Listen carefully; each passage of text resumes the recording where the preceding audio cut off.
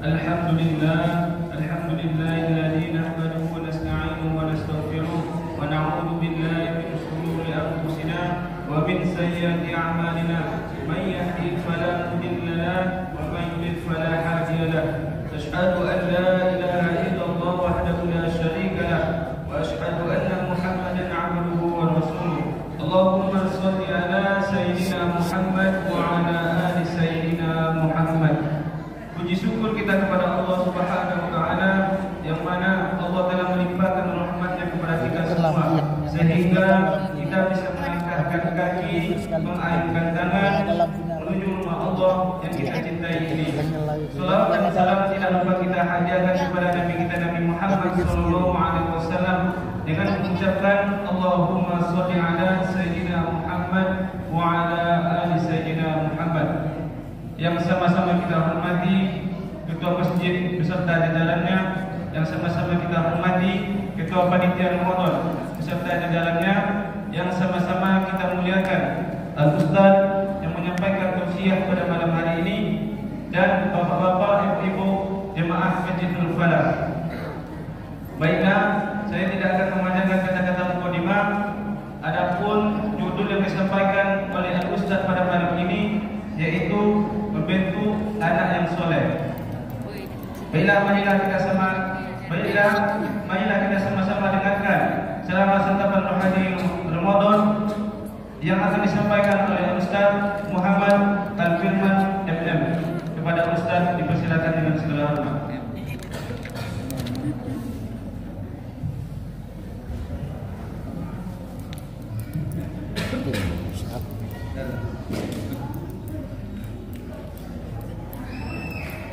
Bismillahirrahmanirrahim. Assalamualaikum warahmatullahi wabarakatuh. Waalaikumsalam warahmatullahi wabarakatuh. Alhamdulillah hamdan katsiran thayyiban mubarakan fihi kama yuhibbu rabbuna wa yarda. Asyhadu an la ilaha illallah wahdahu la syarika lah wa asyhadu anna Muhammadan 'abduhu wa rasuluh. Allahumma shalli wa sallim wa barik ala sayyidina Muhammadin wa ala alihi wa sahbihi wa man tabi'ahum bi ihsanin ila yaumiddin. Amma ba'd. Bersyukur kita kepada Allah Subhanahu wa taala dengan banyak memuji Allah Subhanahu wa taala dengan mengucapkan alhamdulillahi rabbil alamin.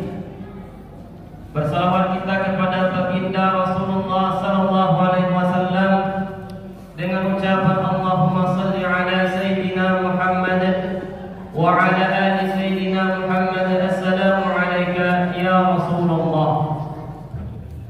Yang saya hormati pengurus masjid, alim ulama, cerdik pandai, tokoh masyarakat, Bapak Ibu yang tidak bisa saya sebutkan namanya satu persatu, mudah-mudahan kita semua senantiasa dirahmati oleh Allah Subhanahu wa taala. Amin ya rabbal alamin. Bagi anak-anak yang mencatat judul pada malam hari ini sesuai dengan yang ditetapkan oleh IKMI Kota Pekanbaru, yaitu membentuk anak yang soleh. Bapak Ibu yang dirahmati oleh Allah Subhanahu wa taala, kita sebagai orang tua tugas terberat bukan mencari nafkah. Kita sebagai orang tua tugas yang terberat bukan menjaga anak-anak kita dari kelaparan, tapi tugas terberat bagi orang tua adalah bagaimana caranya menjaga anak-anaknya, menjaga keluarganya dari api neraka. Allah Subhanahu wa taala katakan di surat Tahrim ayat 6, a'udzubillahi minasyaitonir rajim. Ya ayyuhalladzina amanu qu anfusakum wa ahlikum nara. Wahai orang-orang yang beriman, jagalah diri kalian dan keluarga kalian dari api neraka. Inilah tugas terberat bagi orang tua. Bagaimana caranya menggandeng anak-anaknya, menggandeng keluarganya masuk ke dalam surga Allah Subhanahu wa taala. Jadi Bapak Ibu yang dirahmati oleh Allah Subhanahu wa taala, kalau kita ingin menjadikan anak-anak kita menjadi anak yang saleh dan salehah, maka kedua orang tuanya terlebih dahulu harus saleh dan salehah. Kalau kita ingin anak-anak kita menjadi anak yang taat, menjadi anak yang bertakwa kepada Allah, kitalah sebagai orang tua yang terlebih dahulu harus taat dan bertakwa kepada Allah Subhanahu wa taala. Jadi, bagaimana kalau kita ingin menjadikan anak-anak yang soleh tetapi orang tuanya saja tidak taat kepada Allah? Bagaimana menjadikan anak yang soleh tapi orang tuanya tidak sholat, orang tuanya tidak puasa? Ini sulit sekali kalau orang tua tidak taat kepada Allah kemudian ingin menjadikan anaknya taat kepada Allah Subhanahu wa taala. Jadi ketika kita ingin menjadikan anak-anak yang soleh, ketika di fase kehamilan, ibu ketika mengandung, kalau ibu ingin menjadikan anak yang dikandung adalah anak yang soleh, maka perbanyak ibadah ketika hamil, perbanyak membaca Al-Quran, perbanyak bersujud, perbanyak berbuat kebaikan, karena itu dampaknya luar biasa kepada anak yang dikandung. Begitupun sebaliknya, kalau orang tuanya suka maksiat ketika hamil, itu juga berdampak buruk bagi anak yang dikandung. Bapak Ibu yang dirahmati oleh Allah Subhanahu wa taala, setelah di fase kehamilan, maka ketika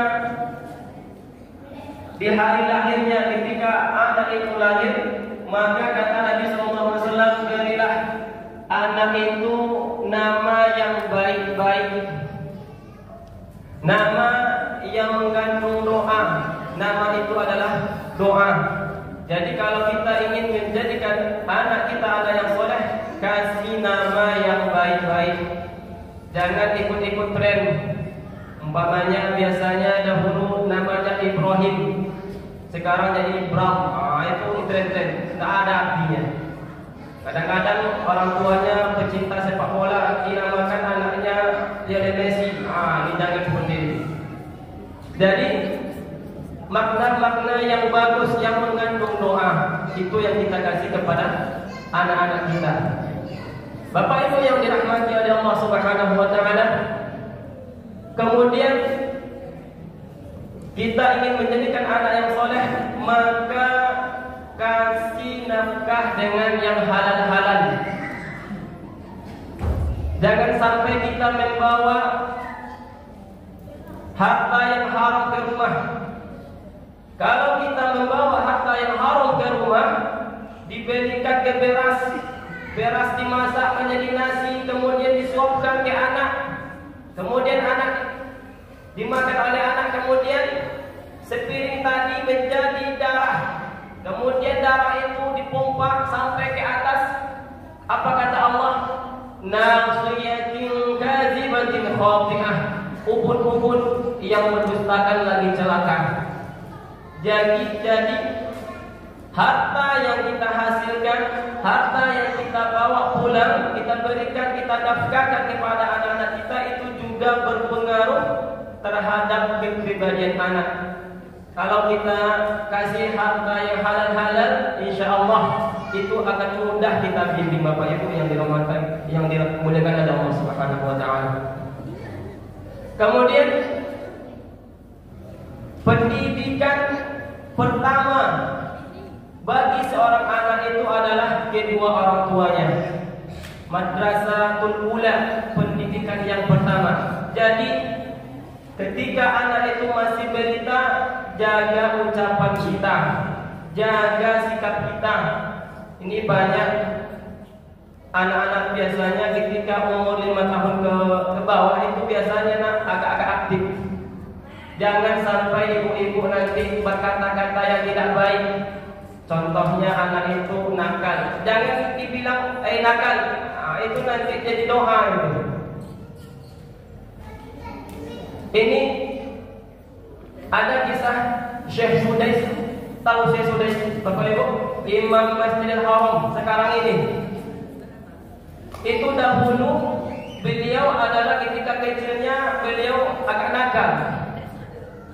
Jadi suatu ketika umur beritanya Syekh Sudais ini, ketika ibunya sedang memasak, masakannya sudah terhidang untuk suaminya, maka datanglah Syekh Sudais tadi yang masih balita ya. Kemudian dipanggilnya, mama, dilemparnya pasir yang ada di tangannya, dilemparnya ke makanan tadi.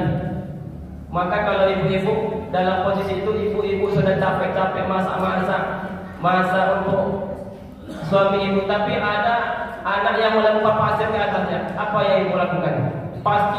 Ibu pasti marah. Tapi ibunda Syekh Sudais ini, beliau tidak marah.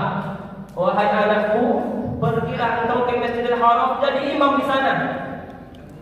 Itulah doa ibunda Syekh Sudais. Jadi sekarang dikabulkan oleh Allah doa ibunda Syekh Sudais itu jadi imam Masjidil Haram yang terkenal di seluruh dunia. Jadi sikap kita, ucapan kita jangan sampai ucapan yang tidak baik kepada anak-anak kita, meskipun memang agak nakal. Bapak Ibu yang dirahmati oleh Allah Subhanahu wa taala. Kemudian kita mengajarkan anak-anak kita sholat. Di umur 7 tahun diperintah untuk sholat, diajak ke masjid.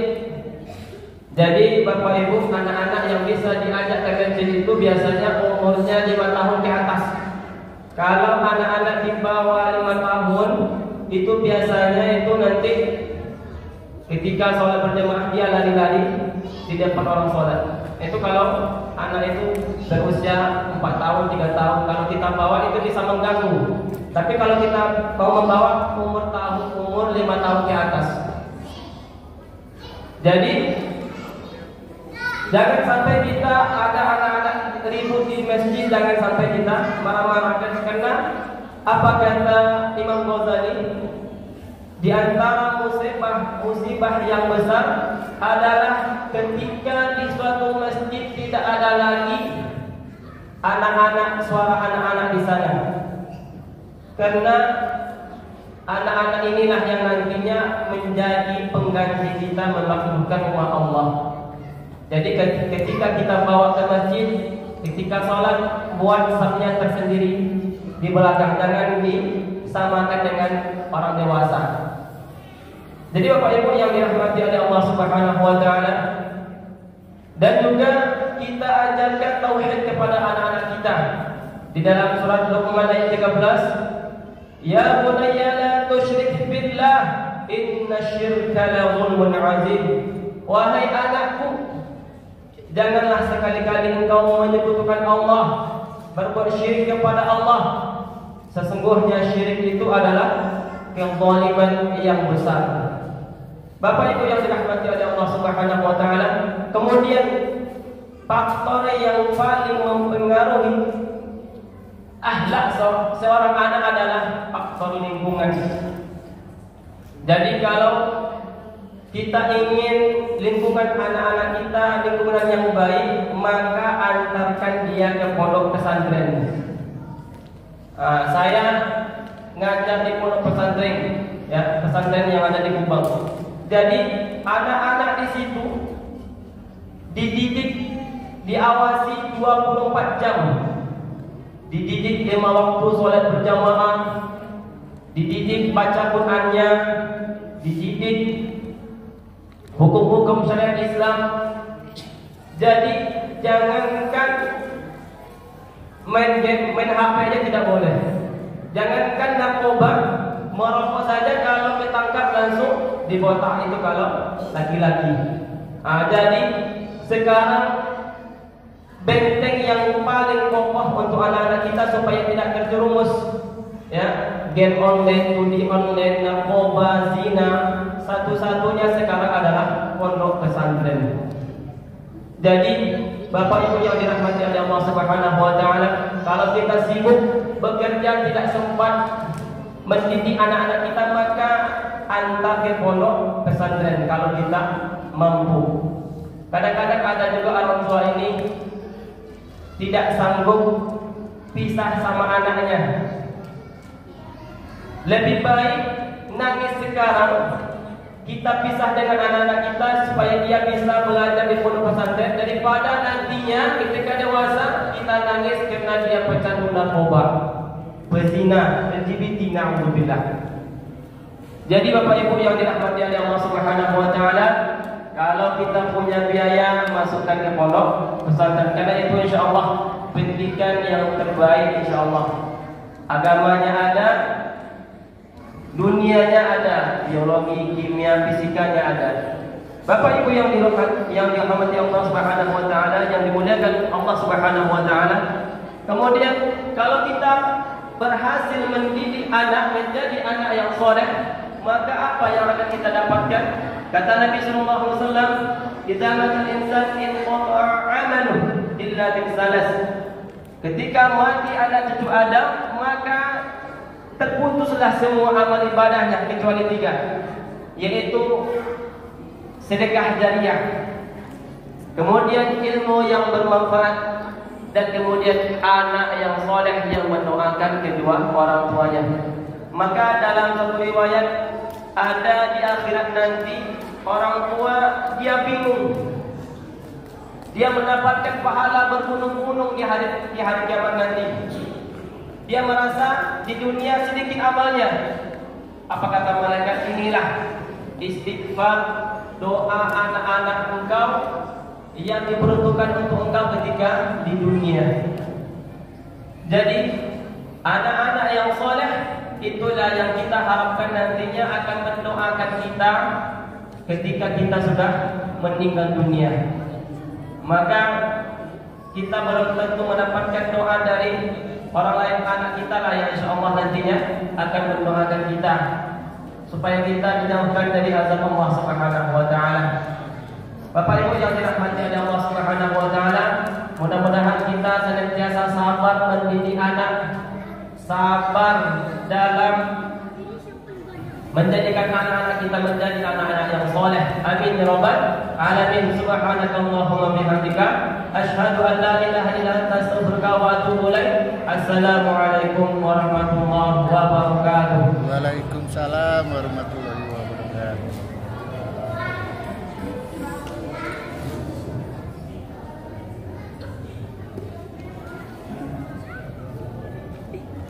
Terima kasih kepada Ustaz. Semoga apa-apa yang disampaikannya bermanfaat bagi kita semua dan kita bisa dapat mengamalkannya dalam kehidupan sehari-hari. Amin amin ya rabbal alamin.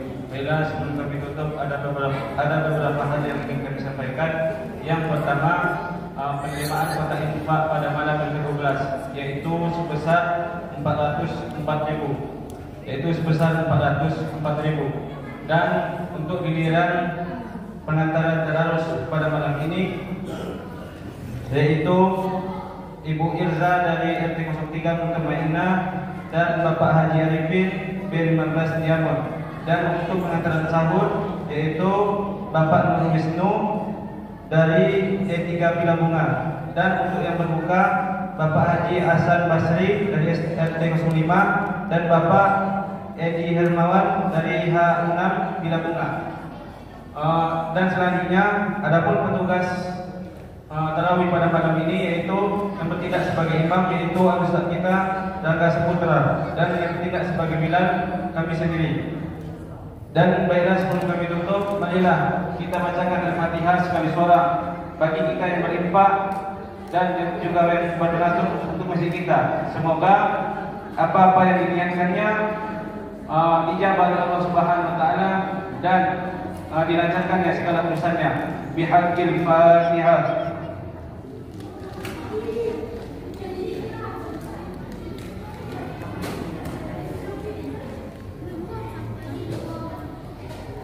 Baiklah, demikian yang bisa saya sampaikan. Lebih kurang saya mohon maaf. Wabillahi taufiq wal hidayah. Assalamualaikum warahmatullahi wabarakatuh.